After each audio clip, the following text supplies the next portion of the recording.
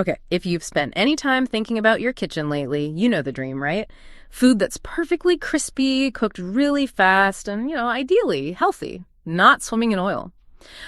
But that search, it often leads us to these two appliances that seem so similar, the air fryer and the convection oven. They absolutely do. They look alike. They promise similar things. They're great crunch with less fuss. Exactly. But the sources we've been digging into show some really key differences under the hood. Differences in size, how they actually work, even how much power they use. And these totally change how you cook and ultimately which one might be the better fit for your kitchen. That's spot on.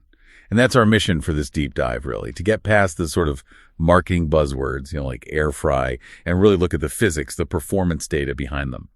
We want to synthesize a clear comparison using what the guides and studies tell us so you can figure out which tool actually works best for how you live and cook. Yeah, we've pulled together a pretty comprehensive look here, comparing the technology itself, the health side of things, and just the practical efficiency, the speed, the energy use of these two super popular kitchen gadgets.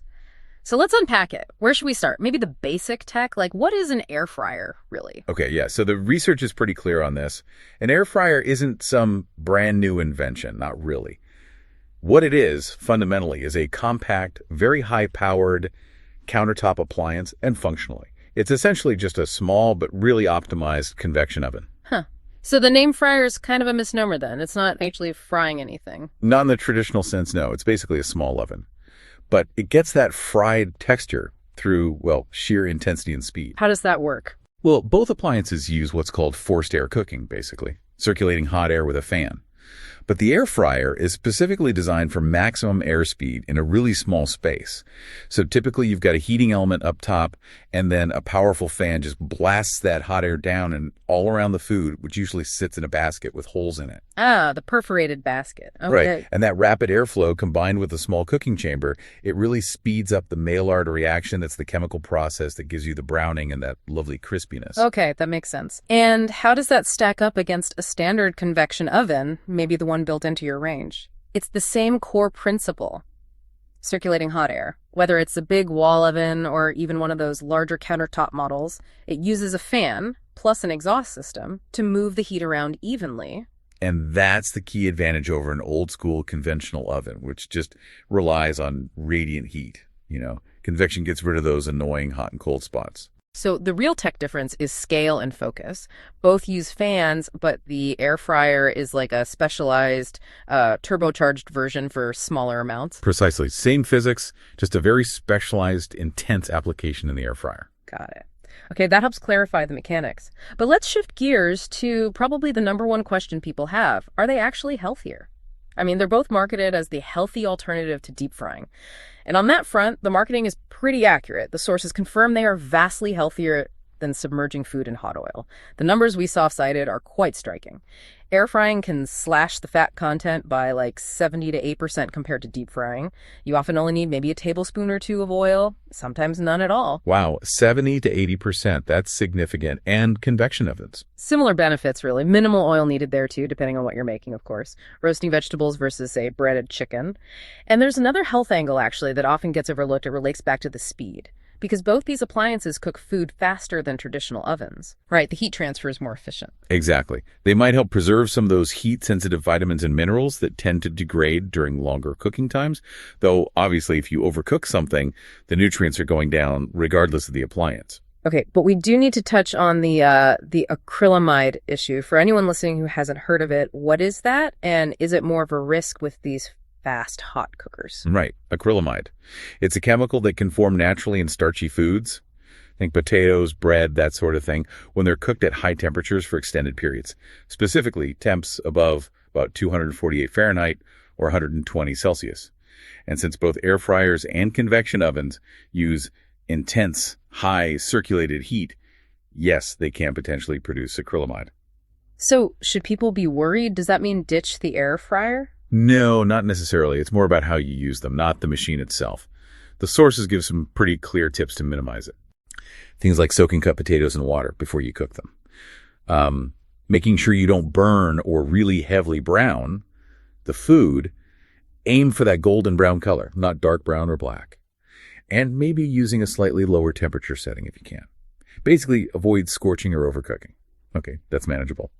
So, bottom line on health. If someone's purely focused on the health aspect, is there a clear winner between the two? Honestly, the verdict seems to be pretty much a tie. You shouldn't really pick one over the other based solely on health claims. They're both a massive step up from deep frying. Ultimately, the healthiness of your meal depends way more on the ingredients you choose and how you prepare them, rather than the specific box that cooks them. That's really good perspective. Okay, let's talk practicalities then. Time and money. We know the air fryer's fast, but how much faster? And what's the difference in energy cost? That seems important. Yeah, this is where the differences really start to matter for your day-to-day use and your electricity bill. For speed, especially with smaller batches, the air fryer is the undisputed champ. It preheats incredibly fast, like 2 to 3 minutes, often. That means cooking times can be 20, maybe even 30% shorter than in a conventional oven. Yeah, I saw that example in the source material chicken wings done in maybe 20, 25 minutes in the air fryer versus 40 minutes in a regular oven. That's a huge deal on a busy weeknight. It really is. Yeah. Now, a convection oven is also faster than conventional, maybe around 25% quicker cooking. But the big catch, especially with a full-size oven, is the preheat time. You're still looking at 10, maybe 15 minutes just for it to get up to temperature. Right, which kind of negates the speed advantage if you're just making a quick snack or reheating something small. Exactly. But then there's the energy consumption, the watts. And here, the air fryer shines again because it's heating such a tiny space. Most models run somewhere between 800 and 1500 watts, so run it for half an hour, and you might use, 0.5 to maybe 0.8 kilowatt hours of electricity. Pretty minimal. Okay, that sounds really efficient compared to a big oven. Yeah, a full-size convection oven needs a lot more power. We're talking 2,000 to 5,000 watts, sometimes more. So running that for the same half hour could easily use 3 or 4 times the energy of the air fryer. Wow, so reheating fries in the air fryer is definitely cheaper. For small jobs, absolutely. It can use up to 50% less energy.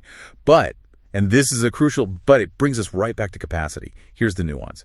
If you're cooking for a crowd, say, making multiple batches of appetizers, you'd have to preheat and run that air fryer several times. Oh, right, multiple cycles. Exactly. In that case, the big convection oven, which only preheats once and handles everything in one go, suddenly becomes the more energy-efficient option for that specific, larger task. That makes total sense. Efficiency really depends on what and how much you're cooking. Which leads us perfectly into the next big practical point. Capacity. This seems like the main deal breaker for many people. It really is. Capacity often dictates which appliance is truly suitable. Air fryers, as we said, are compact. Typical sizes range from maybe 2 quarts up to 10 quarts. They're fantastic if you're cooking for 1 to, say, 4 people. But try feeding a family of 5 or 6. You're definitely looking at cooking in batches. Yeah, which kills that speed advantage we just talked about. Making enough wings for game day could take ages. Exactly. You'll be cooking batch after batch. Whereas a full-size convection oven gives you, 3 to 5 cubic feet of space. That's essential for big items, your Thanksgiving turkey, a large roast, or just doing multiple sheet pans of cookies or veggies at once. Okay, so capacity is key. Now let's talk about actually using them. I often see advice about adjusting recipe temperatures. Why is that necessary for both air fryers and convection ovens? It goes back to that efficient heat transfer we discussed earlier. Because the fan is actively moving the hot air around, it transfers heat to the food much more effectively than still air in a conventional oven. So if you use the standard recipe temperature, that intense airflow can easily burn the outside of your food before the inside is cooked through. Right. So the rule of thumb from the sources seems to be reduce the suggested temperature by about 25 degrees Fahrenheit or roughly 15 Celsius when converting a standard recipe. That's a general guideline for both, yes.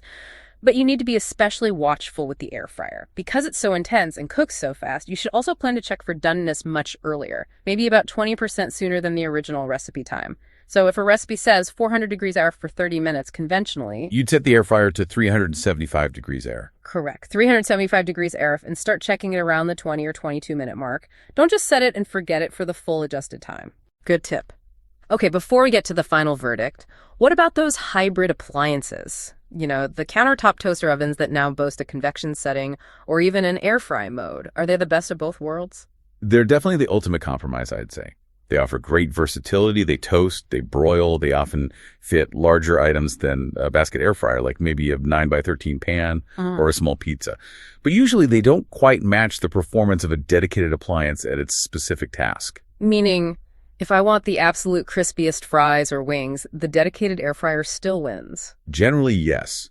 The design of a dedicated air fryer, the powerful, often directional fan, and that perforated basket is really optimized for maximum airflow and crisping.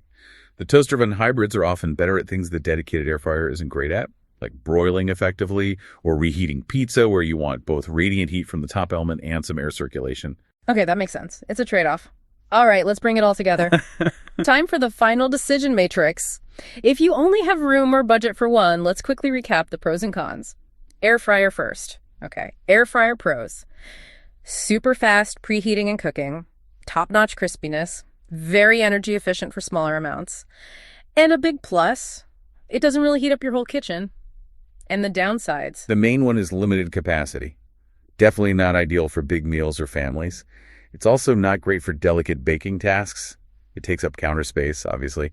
And some models can be surprisingly noisy. Okay, now for the convection oven, especially thinking about the full-size ones. Convection oven pros, huge capacity, it handles big roasts, holiday meals, multiple dishes, perfect for families or entertaining. It offers the most versatility across baking, roasting, you name it. Cons. Much longer preheat times, uses significantly more energy per cycle. It definitely warms up the kitchen. And, well, cleaning a whole oven is obviously a bigger chore. All right, so let's crystallize that into advice for the listener. Choose an air fryer if you usually cook for maybe 1 to 4 people. If space is tight, if your priority is super quick meals, especially on weeknights, or if you love reviving leftovers, it's amazing for making things crispy again. And choose a convection oven if you regularly cook for larger groups, 5 or more, if you do a lot of baking, especially delicate things, or if you often need to cook multiple components of a meal at the same time. The capacity and versatility are its strengths. Of course, the ideal scenario, as the sources kind of hint at, is if you have the space and budget, having both offers the most flexibility, right? Use the air fryer for quick tasks, the oven for big ones. That's the dream setup for sure. Maximum flexibility. Okay, before we wrap up, just a few quick practical tips we pulled out. For the air fryer users, what's the biggest mistake people make? Overcrowding the basket. You absolutely cannot pack it full. That hot air needs to circulate freely around every piece of food to get it crispy. If you crowd it, you'll just end up steaming everything. Right. And shaking or flipping the food midway through is key too. Essential. And a little pro tip. Lining the bottom under the basket with a small piece of parchment paper can make cleanup much, much easier. Just make sure it doesn't block airflow into the basket. Good one. And for convection oven users, any specific tips? Yeah, to really leverage that airflow, use baking sheets or pans with low sides, not deep casserole dishes whenever possible. Leave some space between dishes on the racks. And even though the fan helps even things out, it's still a good idea to rotate your pans halfway through cooking, especially in larger ovens. Excellent tips, thanks. You know, we've talked a lot about how both these appliances use fast, efficient, fan-forced heat for speed and crispiness, but it's interesting that the sources specifically warn against using that intense convection heat for really delicate baked goods like certain types of cakes that need that slow, gentle heat to rise properly. Yeah, that's a good point. It brings up a sort of final provocative thought, doesn't it? As we chase convenience and speed in the kitchen, are we sometimes making a trade-off? Are we prioritizing that quick, crispy result, maybe even opting for those versatile hybrid ovens at the expense of achieving the absolute best results in other kinds of cooking, like traditional baking, that really rely on slower, gentler heat? The potential hidden cost of prioritizing speed and crispiness above all else. Something interesting to chew on. That's all the time we have for this deep dive. We really hope this breakdown helps you navigate the choices and find the right appliance for your kitchen adventures.